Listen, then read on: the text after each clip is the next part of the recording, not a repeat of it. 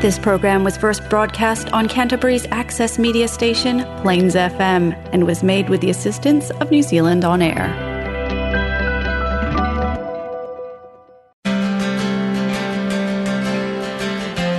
Now it's time for Spiritual Learning with Priestess Lily.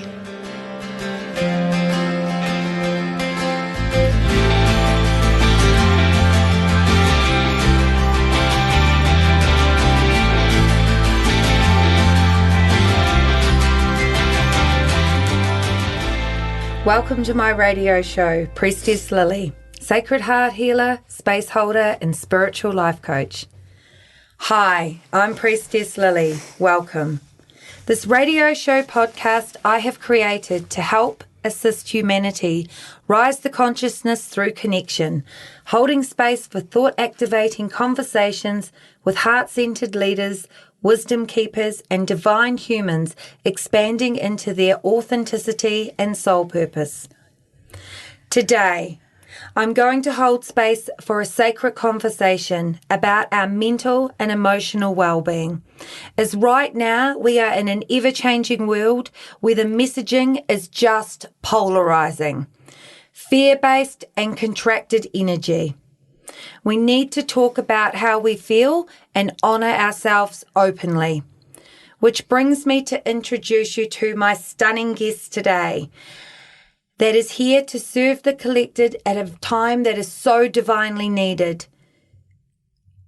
I met Helen during lockdown through a Zoom call, and when I met her, I was like, the world needs you right now. Helen Kennedy has been married for over 40 years. Lived overseas, Sydney, Dubai, Hong Kong, Brisbane, and has been deeply called back to Canterbury to serve the community as a homeopath.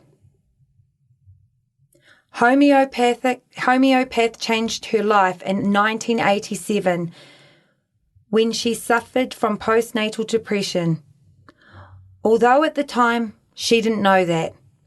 And it is from here that she will speak openly about how 3 small pills opened her up to a whole new world and possibility. Welcome, Helen. Oh, thank you. Thank you, Lily. It was a nice introduction. Hi. Thank you.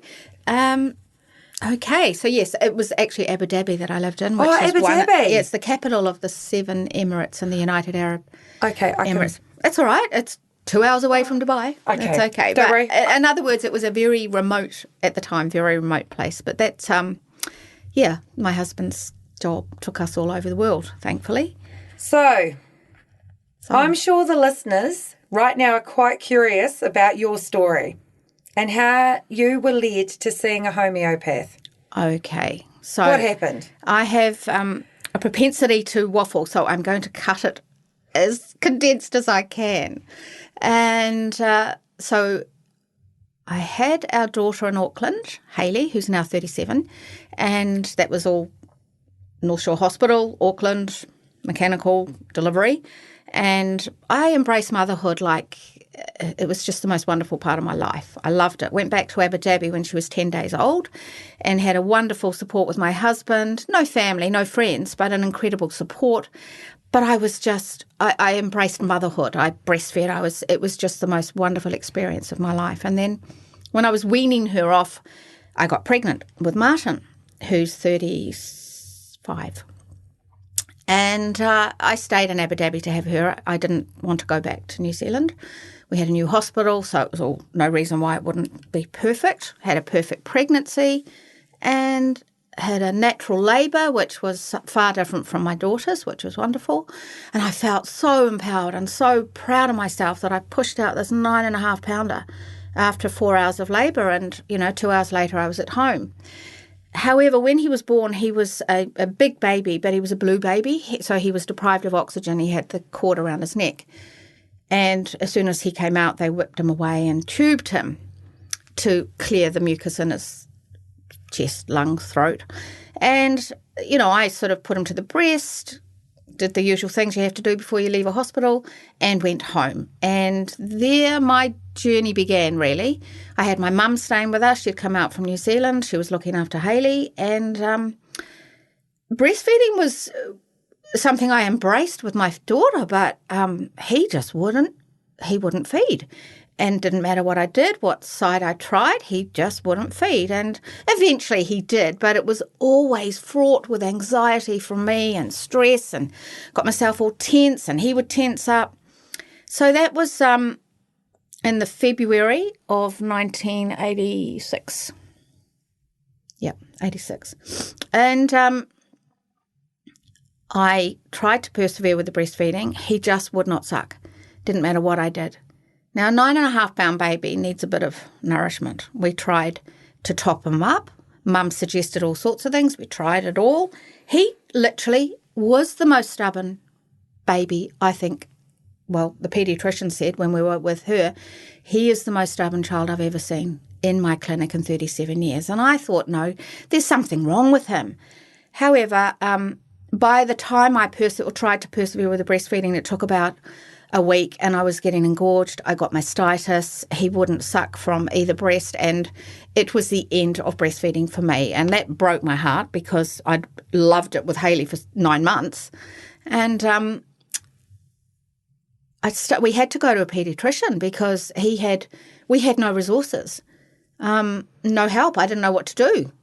So I went to a paediatrician. She was a very experienced Pakistani lady with 37 years experience as a paediatrician specialist. And she laughed at me when I said he just won't feed. And she said, give him to me. And she had the bottle that we've been trying to feed him. And she said, I will show you how to do it. As if I hadn't tried. So sure enough, he wouldn't feed. He took one dribble and he clamped his jaw so tight and turned his head away, and he literally wouldn't feed. So we are now 2 weeks into his birth. So he was 9.5 pounds, should have been gaining weight. Neither of us, nor my mum, had slept for more than 20 minutes because this child didn't sleep more than 20 minutes. And he just screamed. And then she said, oh, he's maybe constipated. Well, in hindsight, there was nothing in him to be constipated. However, we persevered. She said, look, try this milk powder. So we tried that milk powder. No, rejection, he wouldn't feed. So I started to go down in my emotional state. This high that I had from having had him and pushing out this big baby and yeah, I did that all drug-free. I was starting to think, God, what's going on here? Why aren't I coping? So fast track 6 weeks, we are still going to the paediatrician. Now in Abu Dhabi, like the Middle East, they shut down every afternoon from 1 till 4. So I would try and rest in that time because we were up all night with this child that never slept. Every third night we were taking a sleeping pill between us. One of us would take it so the one person would get a whole night's sleep. Because, of course, there's screaming going on. He wouldn't feed, didn't matter what it was. 8 weeks down the track, he's now, remember he was 9.5 pound born, he's now 8 pound. So she's checking him out every night and she said, okay, now it's serious. So off to the hospital for tests. Maybe there's a blockage. Maybe he had something stuck down his throat from when he was tubed. And that particular day it was 45 degrees outside and Mum had packed this bottle of brown sugar and water and, old school. Mm-hmm. And I said, oh, God, you're not giving him sugar. She said, dear, it's too hot. He's got to have something. Because we were in and out of the hospital waiting around for the results and what have you. Went back to the paediatrician that night and she said, what has he had today? And I said, oh, brown sugar and water. And she said, did he drink it? I said, he sculled it. She said, oh, my gosh, that's the answer. She said breast milk is very sweet, and when babies can't have it for whatever reason, some particular babies want the sweetness. Every other milk powder he'd had, there was no sweet. So she said, go down the road, buy this milk powder. It was like whipped cream with sugar in it, basically. It was a German milk powder. She said that. She said, it's so sweet, it's like whipped cream with sugar. But she said, try it. So we got the milk powder, we tried it. I was terrified. Both of us looked incredibly ill when I look back at the photo. And we're at Mum standing there getting ready to pray, God love her. John's standing there with the brandy waiting to celebrate if he takes the bottle. And I was really nervous because I thought if he rejects this, I don't know what else is going to happen. And he, again, took one drop of the milk and started to clamp his jaw and turn away. And then he must have thought, oh, hold on a minute, that's a bit nice. So then he opened his mouth, drank the bottle, sat up, burped and flopped. And that's the first time in 9 weeks that child actually had a full belly we all burst into tears and it was like Mum's praying and, oh, thank you. And it was like that was the beginning of the end in some ways, but it was only the beginning of my journey. So he's now 10 weeks old. We're on the right milk powder. Everything's wonderful. And then my husband got transferred back to Sydney when he was 16. Martin was 6 months. So I arrived in Sydney with a 6-month-old and a 2-year-old. And I had a husband who was working 12 hours a day. I had no friends, no connection to anybody. By then, the hormonal imbalance that I'd experienced from the birth had never rectified. I did not know that was part of my journey down. I didn't know that. So I'm isolated. I have no friends. I have no family. And I'm trying to cope with 2 babies, a 6-month and a 2-year-old. And John's at work and emotionally unavailable to me because he had a new job. So he would come home at night and I would just hand him the baby or hand him the child, whichever one needed him the most, and I'd go and have a bath. And I didn't know that was the beginning of my demise. I thought, this is life with 2 kids. This is what people say. When you've got 1 kid, think twice about the second one because it's all downhill after that. So I just thought I've got to take that. Yeah, I thought I've got to take that on the chin. Everyone else is doing it. Some people have 5 kids. They do it. I did not know that the reason, like the children would go to sleep at lunchtime, I'd take the phone off the hook and I would go to bed. I would drag myself out of bed in the morning, having had an exhausting sleep, but not a nourishing sleep. And then I'd start my robotic day again and I would lose my patience and I remember once trying to prise Martin's jaw open. It was the same old story with him because vegetables, trying to get that I had cooked vegetables and he wouldn't take them. So I prized his jaw open with my hand and a spoon just to get the food into him and he wouldn't take it. He spat all over the floor. I was so worn out from trying to perfect motherhood. But also what was going on for me was my hormones were out of control. So I would have probably 5 days a month where I had a normal cycle, normal as in my headspace cycle. But my cycle, my woman's cycle, was all over the place. And I would probably have, 2 weeks before my menses would start, I would have the migraines, they would start. I would have bloating. I would have incredible pain. And then when my menses did come, I would flood every time I stood up. I was hemorrhaging all the time, diarrhea with that, crying. Again, I just thought, I've got PMS, And then one of the friends we knew in Abu Dhabi came to stay with us. So now Martin is 18 months old and Hayley's 3. So it's a long time that I've gone through life thinking, this is normal. This is going to get better. I know it's going to get better one day, but this is my normal.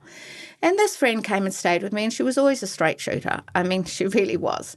And she stayed with us for about 3 days, and then she said, we went to the beach. I'll never forget, we went to the beach. I couldn't swim, of course, because it was too unsafe to swim with what was going on in my portal system. And she said to me, there's something wrong with you. And I said, no, there's not. And she said, yeah. And she basically said that I was nuts and that I was, she didn't know how John lived with me. And she said, I don't know why he even wants to come home at night, because the minute he comes home, you're on his case and you nag at your children all day. And it was like somebody had hit me over the head with a hot pan. I was like, what? It's not me. She said, no, it's not you. That's what I'm trying to say.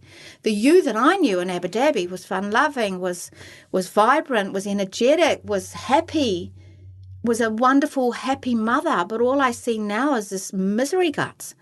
And that really hit me hard. So I didn't even thank her at the time, but I was like, well, I took that on board. And after she left, which was a couple of days later, I said to my husband, I need to go home. Now, we were living in Sydney. We had no money, 2 little kids, no money, and it wasn't just as easy to hop on a flight and come over, but he just said, home where? I said to Mum. He said, right, well, you've got to then, off you go. So off we went, and I went for 5 days, I think, or 6 days. And I'm there 20. I'm thinking Mum's going to fix it all, because all that's what mums do. Yeah. All I needed was Mum's home cooking, Dad's roast. I'll be happy. Yeah, a hug. Yeah. Hug and a kiss. Or babysitting, free babysitting. And I got home, and within 24 hours, Mum said, something not right with you, Helen. What's wrong? And I said, oh, I'm just tired, Mum. She said, and Mum, I'm one of 7.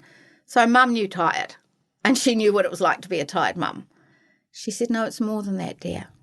So anyway, Mum sent me to a lady who was a clairvoyant, actually, and she took one look at me, and I couldn't even speak. I didn't speak. She just said, oh, my God, you've got postnatal depression. Well, it was the first I ever heard those words. I said, what? She said, and she virtually told my story without me having to open my mouth.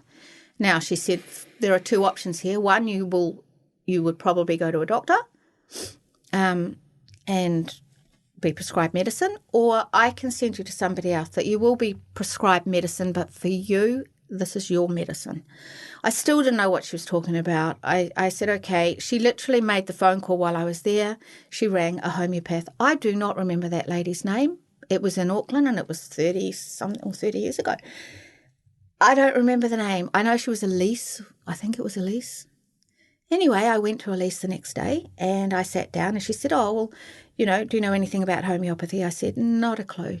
I don't know. I don't even know why I'm here, but this lady thought I would be helped by you. She said, okay, so tell me what your symptoms are. And I said, well, and I started to cry, and I couldn't even speak without crying.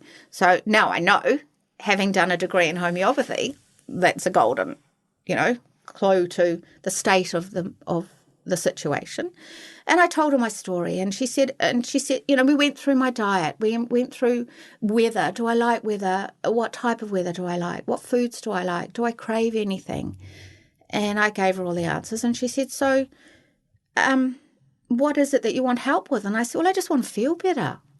I'm miserable. And she said, when was the last time you weren't miserable? And I said, I used to be so happy. She said, so when did it change? And I said, 18 months ago. Actually, Martin must have been 18 months. Yeah, he was 18 months, Haley was 3. And she said, what happened 18 months ago? So then I told her my story.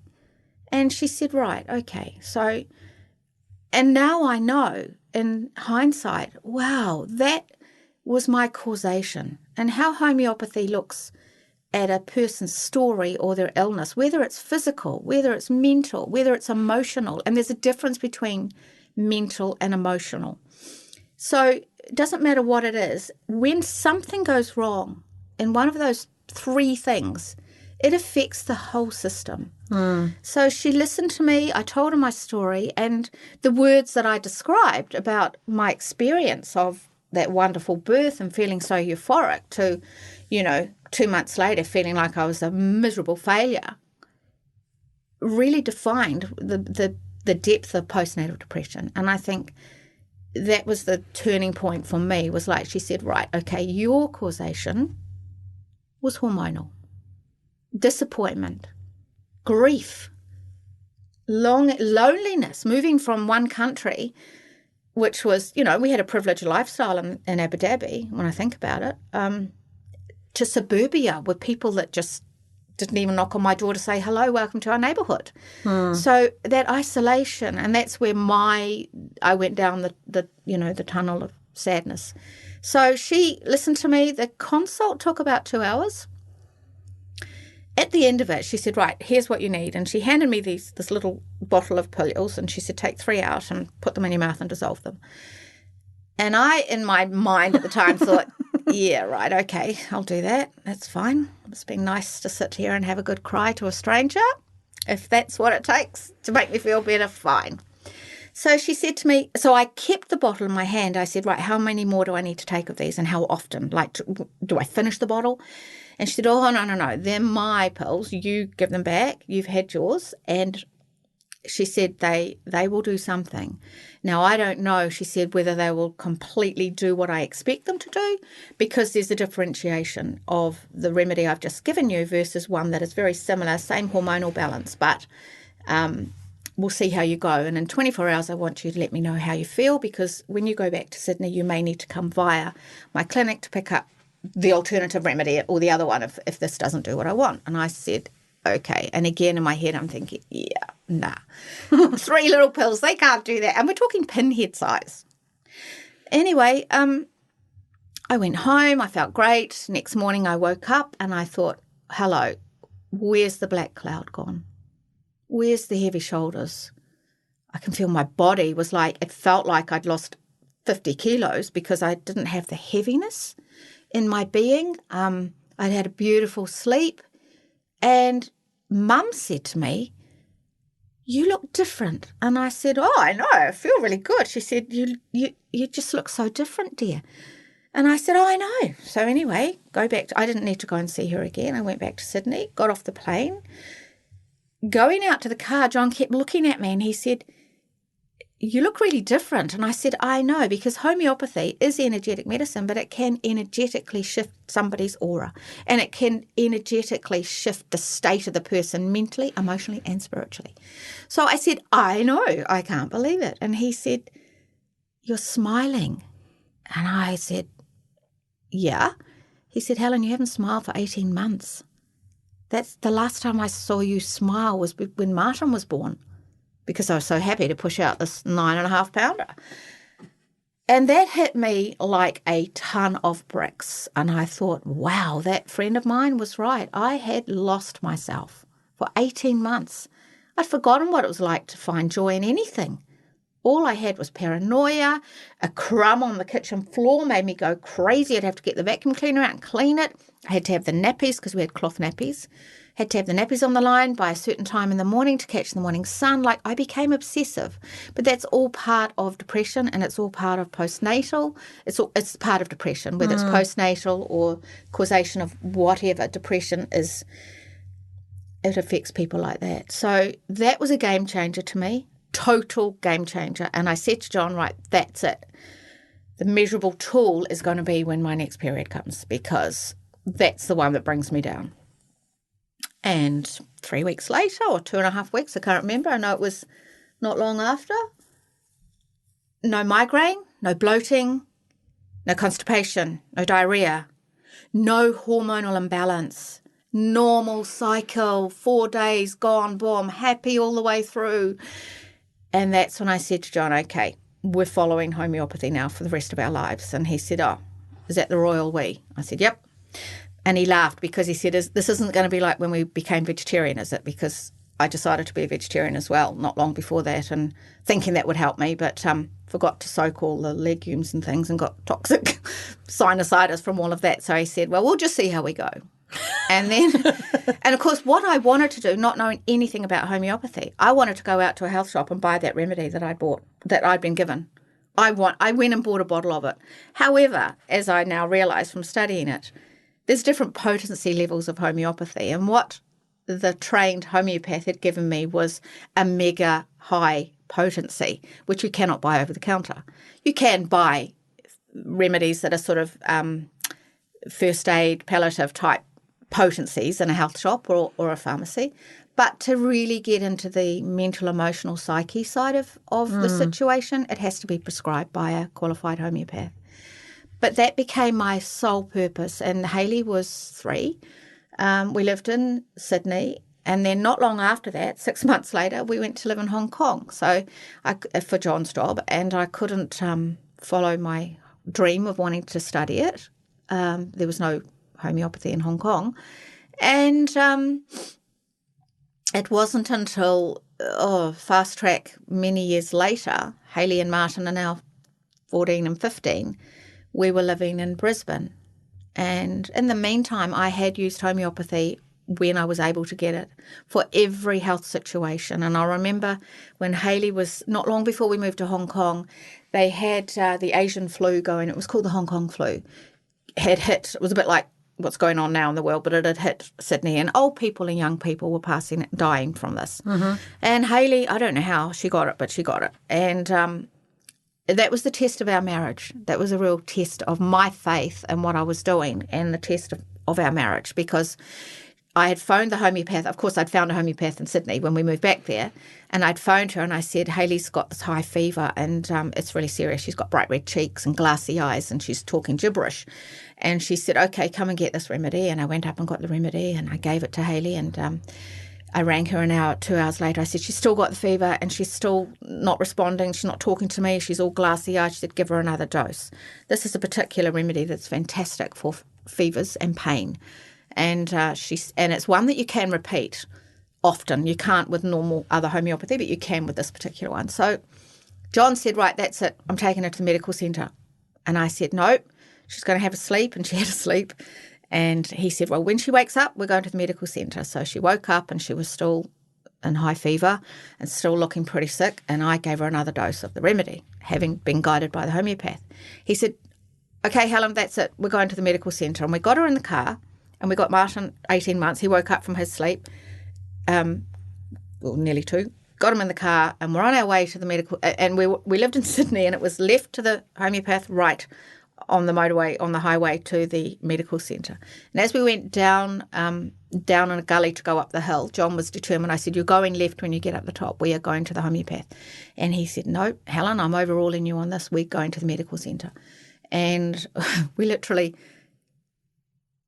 were, I don't know, a kilometre away from the highway, decision time, and Hayley projectile vomited all over John. It hit from the back seat right over to him. And that's the clincher of the remedy, because what it will do is break the fever, the one that she'd had. So by giving her enough doses to stimulate her body to fight this illness she had, the vomit came out. And honestly, he stopped because, he's got vomit all over his arm. So he stopped the car and he turned around to look at her and she was smiling. Fever had gone, glassy eyes has gone, bright red cheeks have gone pink again, normal. And she said, hello, Mummy. Hello, Martin. Where are we going? And John looked at me and he said, I don't believe it. And I touched her, no fever. I said, well, we're going home to get Daddy's vomit off his sleeve. And she said, yay, I'm hungry. And we got home and she had a sandwich, she had a drink, and she was playing outside. Now, that was the game changer for John, because he said, if I hadn't have witnessed that for my own eyes, I would not believe that was possible. And I said, well, I'm telling you, this science of medicine really is very powerful. And that was when she was 3. So it wasn't until, as I say, they were 14, 15, and I was working for a big breast clinic hospital in Brisbane, and I was driving to work every day I was secretary to the director of the hospital in a breast clinic. And I happened to look over the road at a billboard, and it was the Australian College of Natural Medicine, and I saw all the things that they taught. And I saw homeopathy, and it was like the light bulb moment. Yay, because I'm very much a face-to-face person, so I didn't really I could have studied homeopathy prior to that by correspondence, which is pretty much what's happening now with education. Yeah. However, I wanted to be in a classroom situation. So I stayed with that job. I was job sharing. I stayed with that job for about 3 or 4, 6 months longer. And I embarked on studying full-time, and it was full-time. It was 5 days a week, full-time from 9 in the morning till sometimes 9 at night as we progressed on with clinical training at night. And I finally got to learn how the science of medicine works. And it works in such a deep level, on the cellular level, but on the mental, emotional level, and how homeopathy is made. I learned how that, it wasn't, homeopathy is tested on people. They do provings. They take a particular tincture that's made from a substance, whether it's plant, whether it's mineral, or whether it's from animal milks, or whatever substance it is. It's made in a lab, and a tincture is made, and then other homeopaths or scientists or doctors, it was originally invented by a doctor in the 1800s. They would take the substance daily and then record in a diary what happens to them when they take it. So then they knew that if a healthy person can take a remedy, homeopathic remedy, that they don't need, and it exhibits symptoms, they then realised that unhealthy people or people with those symptoms can be helped with the right remedy. And so it's called the law of similars. So it opened up a whole new world to me, and it has been a game changer for me and my family and my clinics. And it's so encouraging to see people's lives change when it can be as simple as them having the opportunity to tell their story and in a sacred space and to be helped to push them through or move them through what is really holding them up. And it never ceases to amaze me when I see people in clinic and they might come in with a sore back or a sore toe or, I've got this and, no one's been able to help. And that's the joke between us homeopaths. It's like we're the bottom of the food chain when it comes to health. And yet it's the game changer, People try everyone and everything and then they go, oh. And then with the right remedy, but it also is very dependent on the story. And I think, like, just listening to you speak and tell your story, that we have become a collective that we don't share our story. No. And our story owns us. Yeah. And we become a product of our story. Yeah. And that is where, and just not even that, there's just, we're conditioned to go. We're conditioned to go to the doctor. We're conditioned to go and do this. And we've forgotten that who we are as people. We have a spiritual body, emotional body, a mental body, a physical body. Yeah. A physical body is how it shows up last. And that's what I try to describe to people when they say, well, how does it work? And without giving them the whole big story again, I say, okay, well, if something goes wrong with you, whether it's an emotional thing or whether it's a fall off a horse or a fall off a ladder or whether it's a fungus on your toe, something's not right in your system. And the longer that you deny it and the longer that you think, it'll go away or the longer you don't deal with the trigger, it will manifest in some way. Now, not always in a physical form. However, the amount of times I see women with hormonal issues come to me because they're either infertile and can't get pregnant or they've got what I had, postnatal depression or whatever. It starts somewhere and it's giving them the space to be able to say that's when it started. And again, it's my sister-in-law said to me yesterday, oh, well, you can tell my story about my hot flushes and my menopause and nothing cleared them and one remedy got rid of them. I've never had one since. So it's a game changer if the person has the courage to go deep. To go deep and say, this is how it is for me. I had a client years ago that I couldn't find anything like. They were so clinically depressed and on medication as well. Wasn't helping. And they just they were numb. Well, that's a symptom in itself. They were numb of any feeling. They just robotically went through life. They were numb. So they disconnected. And what I'm seeing so much in society now is this disconnection. People, like you say, are not able to be or to be true to themselves. And what's going on in the world at the moment has created already the next epidemic. Yeah. We're in it. We are. We're in it. But it's not COVID. It's mental health. It is mental health. And just for me, I feel we're in a pressure cooker. Yeah. We're in a pressure cooker and it feels like the same energy to some degrees like the Canterbury quake. Yeah. We're all waiting, surviving, treading water. Yeah. And we're starting to really feel that energy of anxiety enter our bodies, feeling powerless, feeling, and I think it's been contribute through the lockdowns, the for me personally, the standing at the supermarket with my mask on, that I just sit there and just go, like, what the hell? I know. And and the thing is, nobody will look at you. Nobody's talking. Nobody communes anymore. And that is destructive. This isolation. It's affecting people on a really deep level. Mothers at home, parents at home, trying to do their own jobs and trying to parent children and educate children. We weren't designed for that. This is not normal. But what's happening, I'm seeing, is people are going, especially the teenagers and the children, they're confused. They're going into themselves. They're becoming like hermits. They won't come out of their bedrooms.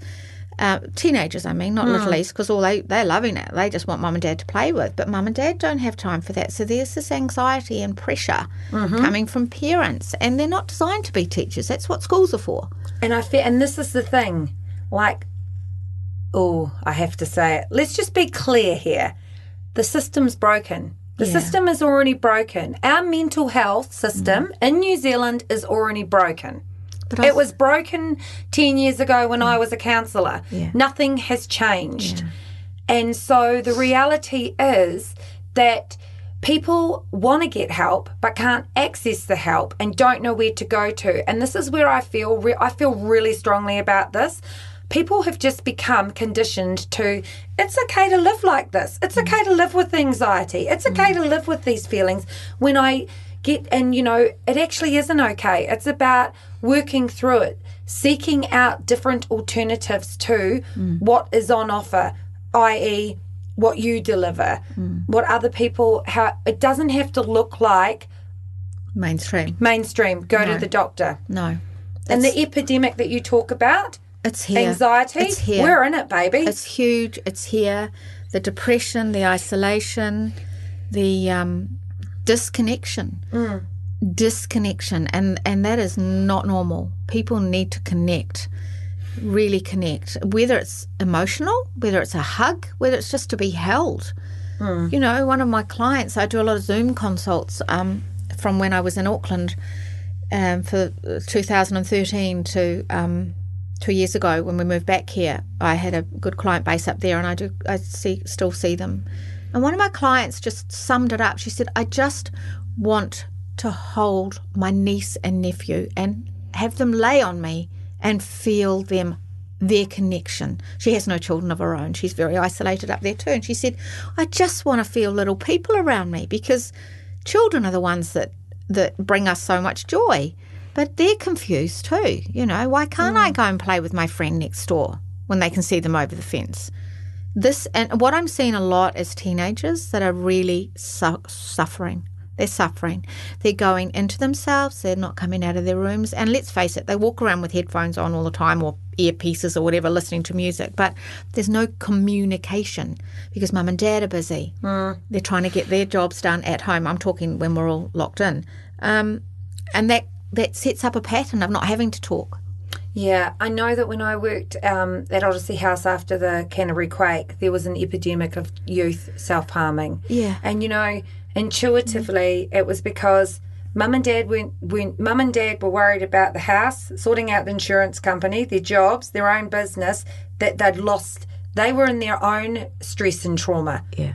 And the connection, who's there for the child. Yeah.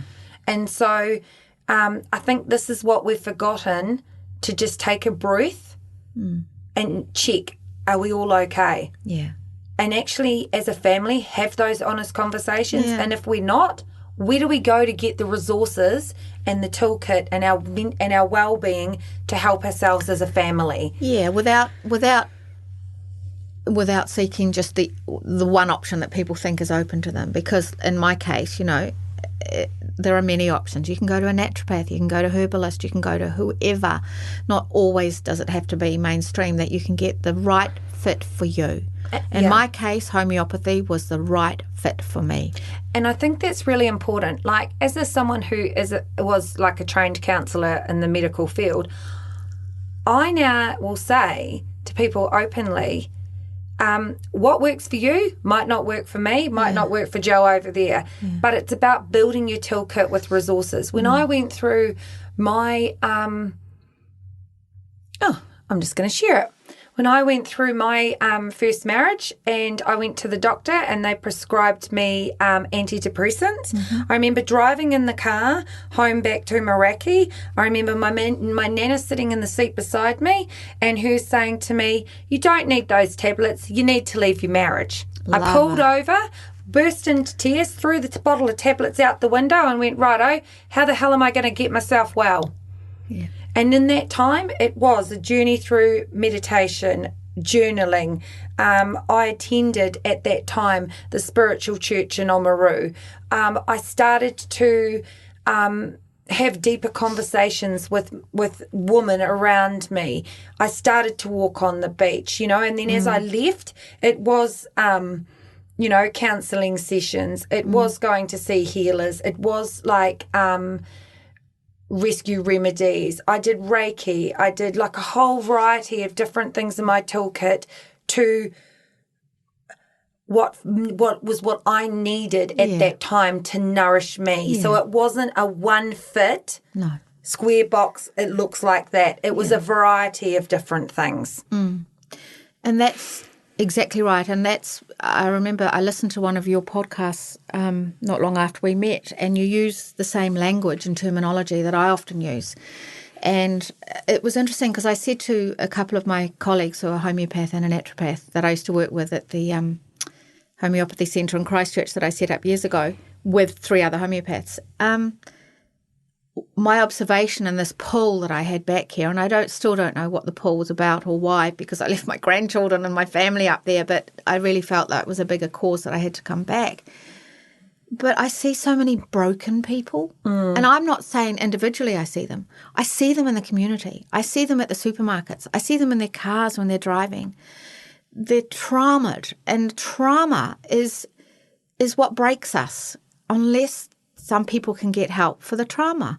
And it's not just a case of putting a Band-Aid on it and going, there you go. I mean, I had to Zoom a lady the other day who I was referred to, and her story was so distressing that I just thought, oh my, and she said to me, look, I've just got off the phone from my counsellor, and she suggested I ring my doctor, and I asked the doctor, should I up my medication? And the doctor said, yeah, but if you up that, you got to up the other one, and you got to up the night one. So she said, shall I do this? And I said, well, you've just spent 2 hours with me. Obviously, you're seeking some other help. Can I suggest you don't at the moment?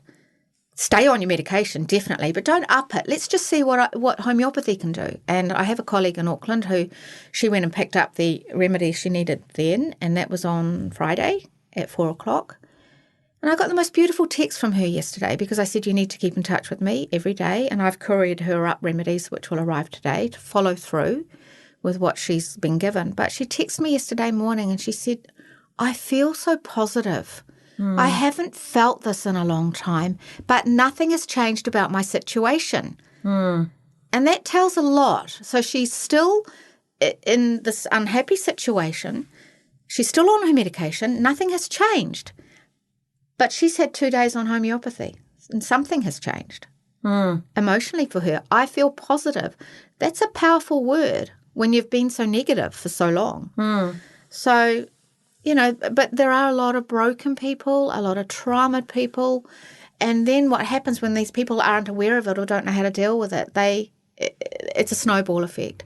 They lash out to their children, and then they feel guilty, and then they cry, and then the children keep away because mummy's angry or daddy's angry. So this brokenness fragments out into the family and the community. And I think that's really important with what you say, because I think when you speak, I also feel like, so many people that come to me are broken, thinking that I'm the Band-Aid to fix them. Yeah. I'm the activation, but in order to actually, like with you, you're the activation, but in order for them to change some of their circumstances, they actually need to move. They've got to have the level of intent. Yeah. And that is the key thing. If you don't have the level of intent to do your journey, to do your healing, homeopathy won't work. Yeah. And that's why a lot of people say, it's hippie stuff. Well, it's not. I know it's not. Many years ago, I gave a talk when I lived here in Christchurch. I gave a talk at a girls' school, mainly talking to the mums and the daughters. That was a mother and daughter day. Yep. About menstrual health. And again, a lot of girls that have a lot of heavy periods and things will be automatically put on the pill at the age of, some of them are 12, 13, 14.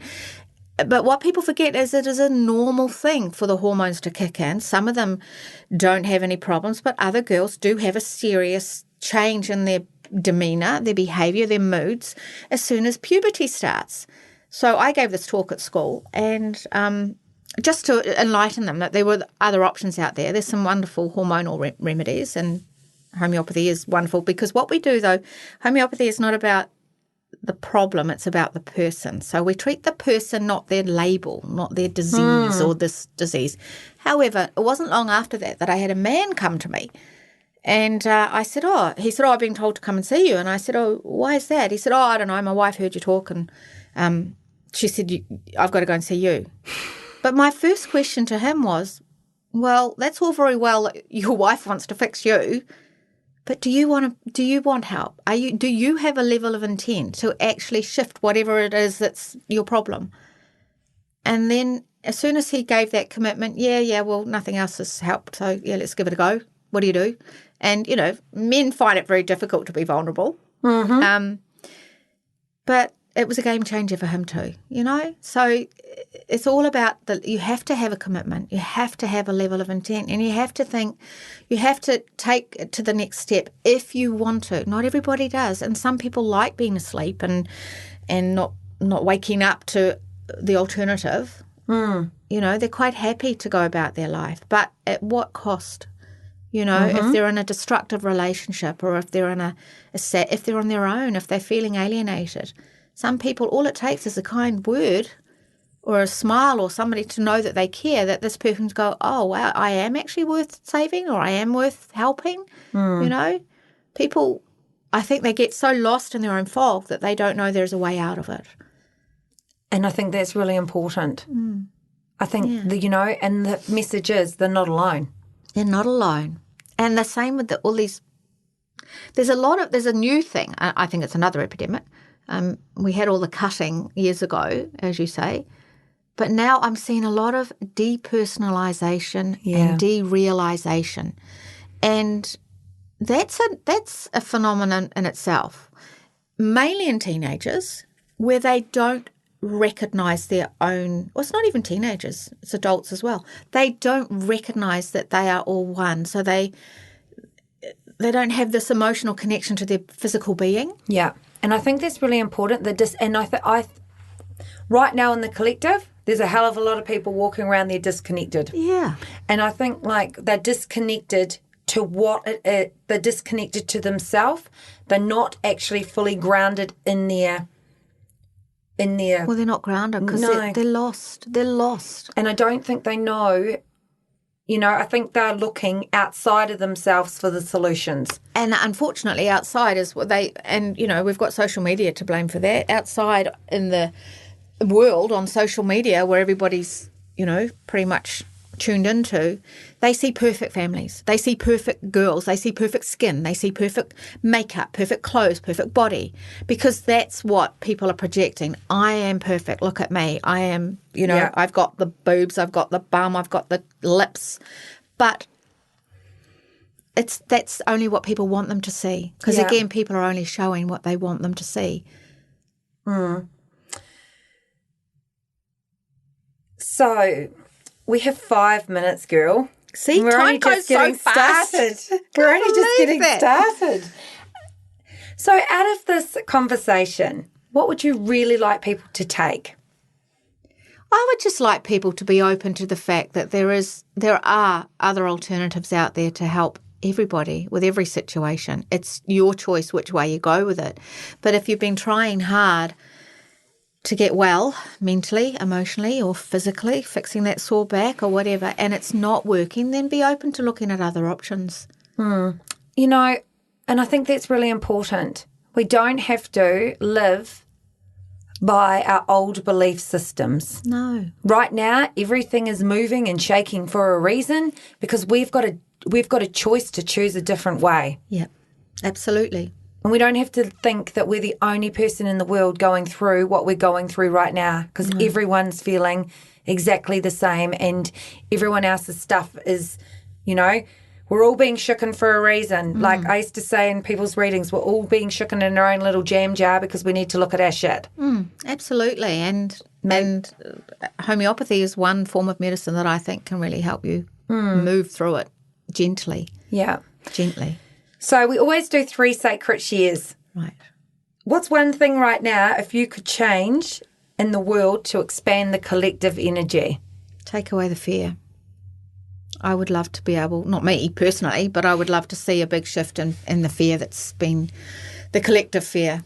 People just come into their own power and go, you know what, I'm getting affected by everyone else's fear, so get off your social media or get off buying into all of the things that are freaking you out. Stop looking, stop reading, just come into your own and if anything, hand over to a higher power. I did that last week because I found that I was getting caught up in all the anxiety and fear, and I just thought, I can't carry this by myself, so I handed over to a higher realm and I said, just take it off me.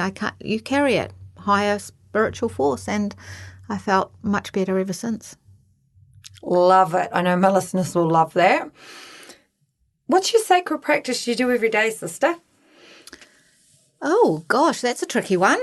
Well, we're into tricky. I would love to say that I get up and meditate, but I don't. I wish I could, and I wish I did. I make sure I get up every day and I take the day as it comes with a positive attitude. And if I'm feeling grumpy or negative, I take myself for a walk. I go out to Waikuku and I walk through the wetlands there and the beach, and that really grounds me. I just connect back in with myself. Yeah, love it. And if you could give any advice to your 5-year-old self, what would you tell her? Speak your truth. Ooh. I would say speak your truth, because again, a lot of our trauma comes from us not acknowledging the trauma, and speak the truth and have the courage to speak up, and then you'll heal. Oh, I absolutely love that, Helen. Is there any other little gems that you want to share with anyone? Oh, goodness. Because I believe the listeners pick the right podcasts to listen to. I don't know if it's a gem. It's just having some faith. Keep the faith. Stay strong in your own faith and your own belief, and try not to get caught up in the hysteria that's been thrown down our throats. Keep your own faith, your own belief, and step out of fear and into courage. So, Helen, for those that are listening, how did they connect to you? How do they find you if they want to come and see you for a session? What does that look like, sister? Well, I do have, I'm not very good technical, but I do have a Facebook page and I do have a website. But the easiest thing is if you just Google Helen Kennedy Homeopath, it will come up. So I have my own page there, and people, if they want to make appointments, can book through that website. I have a phone number, and so I can give you the phone number, or I can just direct you to my website. So we'll share it on the podcast and on the Plains FM page and in my page. We'll share it. Yes, and I do face-to-face consults, and I do Zoom or Skype, or if people are away. My recent, the furthest one I've done was a couple of weeks ago. I Zoomed a lady in Italy, so for her consult, because she couldn't find a homeopath in England, which there are homeopaths in England. She lives in England, but she was staying in Italy with her mum. So, yeah. You're reaching all corners of the globe. Apparently. Awesome. Yeah. That's awesome. Thank you so much, Helen, for coming in and sharing your wisdom, gorgeous, because I know that there'll be, in just you sharing your sacred story and journey, so many mothers out there will be going, oh my God, I don't have to live like this. No, that's right. And that is powerful. It's a game changer. Well, I think it is. It changed my life. Thank you, honey. Thank you.